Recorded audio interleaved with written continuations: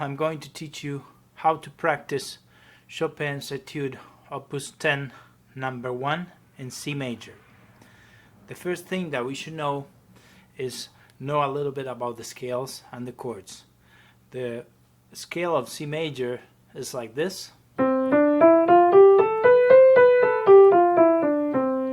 and the arpeggio for C major is C, E, G and C. So what we're gonna do is take a look at C, and what Chopin asks is to play G, C, E with the same hand, and that's a stretch of a tenth with the two notes in the middle. So we have this pattern. Okay, it's important to know before you start practicing the piece that the hand and the fingers have different length. So that means these three fingers are longer and the thumb is shorter, and also the fifth finger is shorter than the others. So with that being said, that's gonna allow you to, when you start practicing it, to have a different place for the fingers when you place them on the keys. So when you play C, the thumb always have to go in. When you play G, you have to go out. When you play C, you have to go in. And when you play E, in. And in, second finger out, fourth finger in, fifth finger in. And then we stay on the same place with the thumb. We go out, in. And it's the same thing. That's the first thing you should know, the in and out movement. Okay, so we have a rotation. If you take the C and the E, which is a leap, you could do rotate from here to here. So that means if you add the C, you will rotate also. And then when you add the G, you will rotate. So there is in, out, in, and also rotation.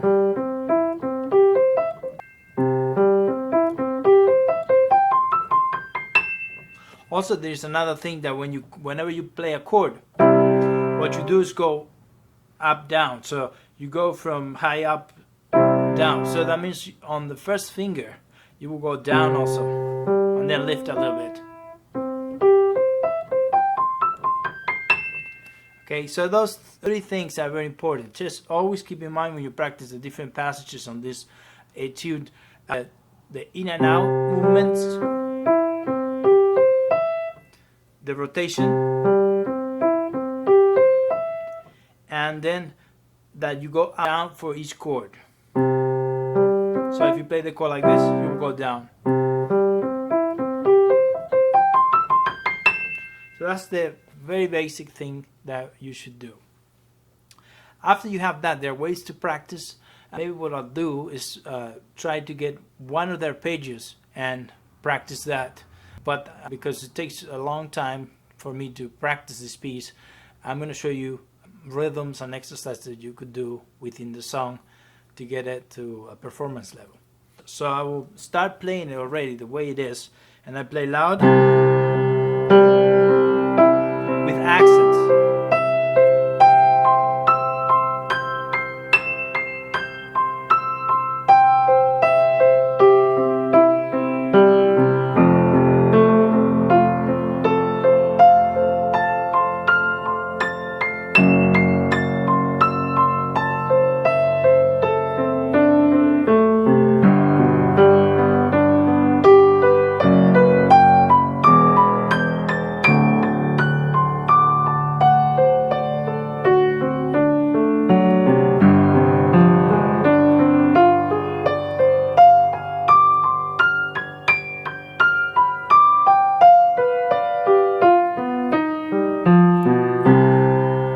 Start playing with the accents. So loud, loud here, soft, loud.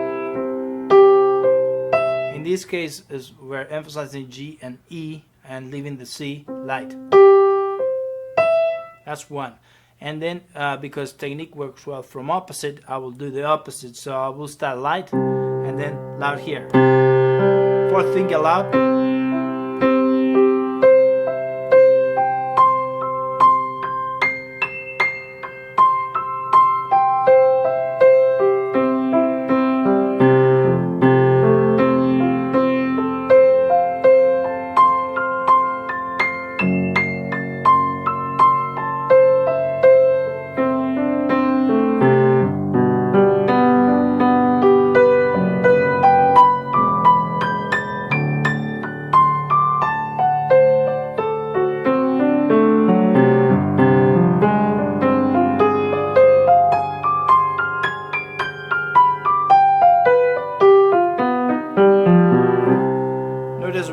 emphasizing now most of the time the third finger and the fourth finger.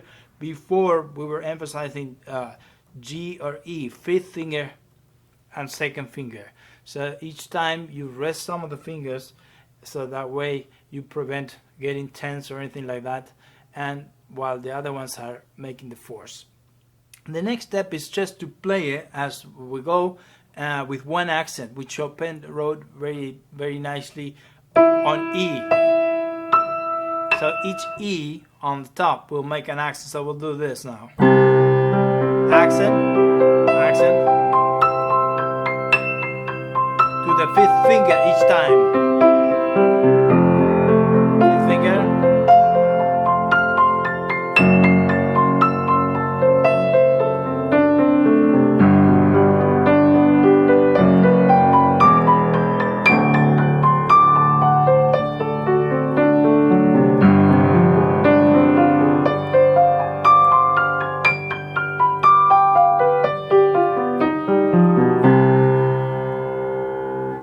After this, I start working already on the speed, and I practice slow and fast.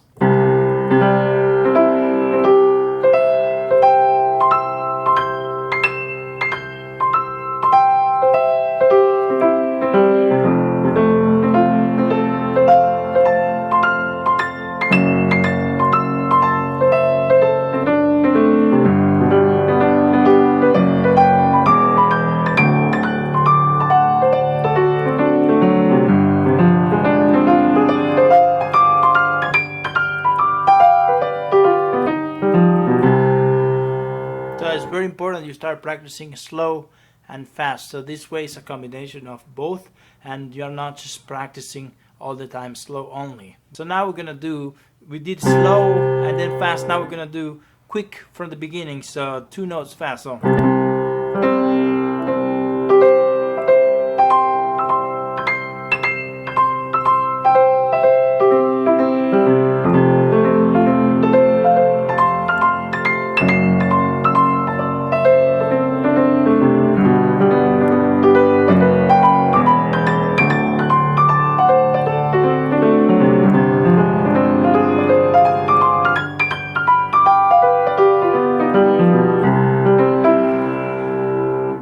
okay, and then we'll do the whole arpeggio all the way up. So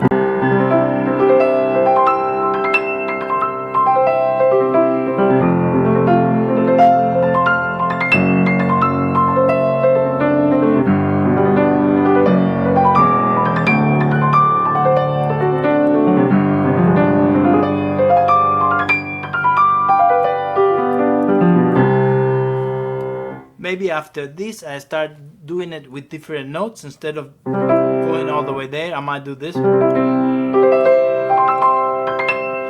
I might do it starting on G, or I might do it starting on C, and so on. There are different combinations that we could do, and usually with that I already start playing it and try to make it more musical. It's true that there are other positions that you can do that some people do it very well teaching this, that they put C and they play with chords, and you could group it any way possible. You could do this for each one of them. So any combination that you might think of, you should try it. But it's true that those are the ones I gave you. Those are my foundation. Those are the ones I use the most. And then if you still can't play it technically, I might add some others. The next step is to think a little bit more on the music. And I know that we start in C major. And what I do is, because I think this was inspired on a Bach prelude, I start playing a little bit the chords that we're going to have. So we have C major.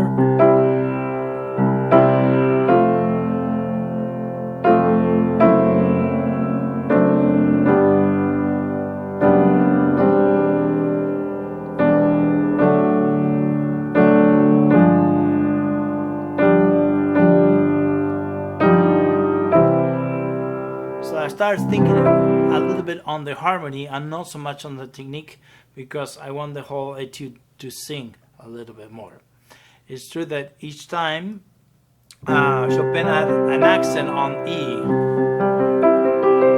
then you get up. Most of the time, as you go up, a crescendo to the top note, and then you could release a little bit. Same here.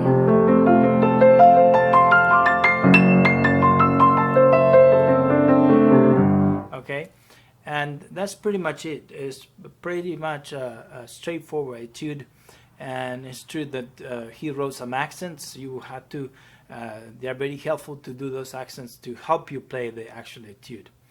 I find it that for some students it's very difficult, but I think the difficulty lies more on the thumb. The thumb has to play C and move very quickly to this.